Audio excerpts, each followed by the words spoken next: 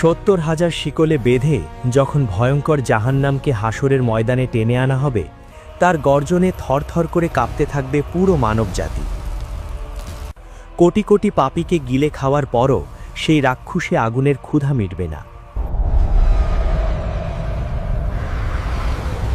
স্বয়ং আল্লাহ রাব্বুল আলামিন যখন তাকে জিজ্ঞেস করবেন, আজ কি তুমি পূর্ণ হয়েছ, সে আসমান কাঁপিয়ে হুঙ্কার দেবে, আল মিম মাজিদ, আরো কি কেউ বাকি আছে?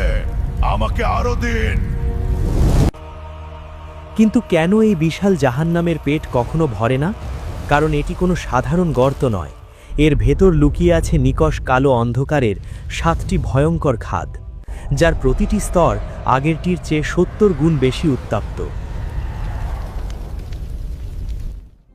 কিন্তু সবচেয়ে বড় ভয়ের জায়গা হলো যে মানুষটি দুনিয়াতে নামাজ পড়েছে, কিন্তু পাহাড় সমান গুনাহের কারণে আজ সেও জাহান্নামের দরজায় দাঁড়িয়ে, তাকেও কি ফেরাউন নমরুদদের সাথে একই আগুনে পোড়ানো হবে?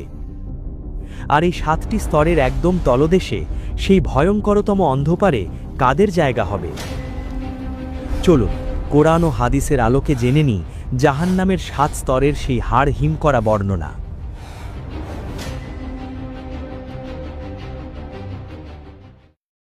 হাসরের ময়দানে বিচারের পর যখন একদল মানুষকে শেকলে বেঁধে আগুনের দিকে টেনে নিয়ে যাওয়া হবে, তখন এক হৃদয় বিদারক দৃশ্যের অবতারণা হবে। এরা আবু জাহেল বা ফেরাউনের মতো কাফের নয়, এরা হলো দুনিয়াতে লা ইলাহা ইল্লাল্লাহ পড়া ঈমানদার। এরা দুনিয়াতে নামাজ পড়েছে, রোজা রেখেছে, কিন্তু তাদের আমল নামায় পাহাড় সমান কবিরা গুনাহ জমে আছে। কেউ হয়তো সুদ খেয়েছে, কেউ জিনা করেছে, কেউ বা অন্যের হক মেরে তওবা না করেই মারা গেছে।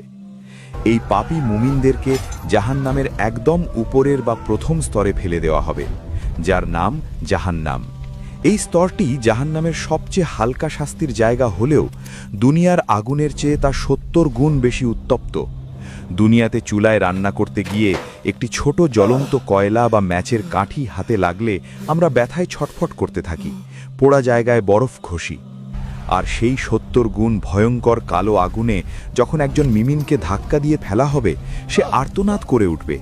সে পাহারাদার ফেরেশতাদের বলবে, আমাকে এই আগুনে ফেলবেন না, আমি তো দুনিয়াতে আল্লাহকে সেজদা করতাম। কিন্তু আযাবের ফেরেশতাদের মনে কোনো দয়া থাকবে না, কারণ আল্লাহর নির্দেশ হয়ে গেছে। তবে এই ঈমানবার পাপীদের জন্য একটি অদ্ভুত এবং লোমহর্ষক রহমত থাকবে। রাসূলুল্লাহ সাল্লাল্লাহু আলাইহি ওয়াসাল্লাম বলেছেন, যখন এই মুমিনরা আগুনে জ্বলতে থাকবে, তখন আগুন তাদের পুরো শরীরকে পুড়িয়ে